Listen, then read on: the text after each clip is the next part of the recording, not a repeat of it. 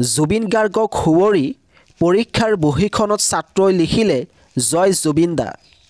গহপুৰত দ্বাদশ শ্ৰেণীৰ ছাত্ৰই কৰিলে এই কাণ্ড। ন্যায় বিচৰাৰ পিছতহে উত্তৰ লিখে ছাত্ৰজনে। এইগৰাকী ছাত্ৰই যেতিয়া পৰীক্ষাত বহে প্ৰথমতে জয় জুবিন দা লিখে, তাৰপিছত জুবিন দাৰ ন্যায়ৰ বাবে কেইটামান বাক্য লিখাৰ পিছতহে উত্তৰ লিখে। আৰু এই ঘটনা সংঘটিত হৈছে গহপুৰত। ইফালে আছাম ষ্টেট স্কুল এডুকেশ্যন বোৰ্ডে এক ডাঙৰ সিদ্ধান্ত গ্ৰহণ কৰিছে। জুবিন গাৰ্গৰ জীৱনী অন্তৰ্ভুক্ত হ'ব পাঠ্যক্ৰমত। MILৰ 14টা ভাষাত সন্নিৱিষ্ট হ'ব শিল্পীগৰাকীৰ জীৱনী। আৰু এই ডাঙৰ সিদ্ধান্ত ইতিমধ্যে গ্ৰহণ কৰিছে আছাম ষ্টেট স্কুল এডুকেশ্যন বোৰ্ডে।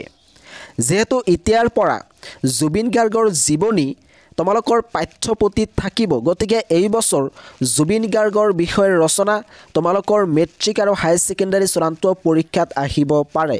তোমালোকে যদি বিচৰা তেতিয়াহ'লে জুবিন গাৰ্গৰ বিষয়ে ইংৰাজী আৰু অসমীয়াত এটা ভাল ৰচনা লিখি তোমালোকক এইটো চেনেলৰ জৰিয়তে দিয়া হ'ব।